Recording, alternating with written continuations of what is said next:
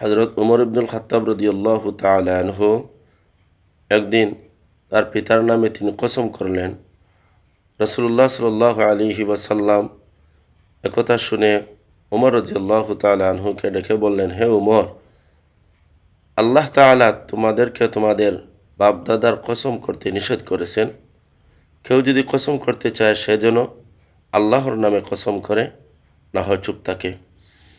আব্দুল্লাহ ইবনে ওমর রাদিয়াল্লাহু তাআলা আনহু থেকে বর্ণিত, তিনি বলেন, রাসূলুল্লাহ সাল্লাল্লাহু আলাইহি সাল্লাম বলেছেন যে আল্লাহর নাম ছাড়া অন্য কারো নামে শপথ করল সে যেন কুফরি করল, না হয় শিরিক করল। বাপদাদার নামে কসম করা শিরকের অন্তর্ভুক্ত, বড় গুনাহ। তাই কেউ কসম করতে চাইলে একমাত্র আল্লাহর নামে কসম করতে হবে, অন্য কারো নামে কসম করা যাবে না।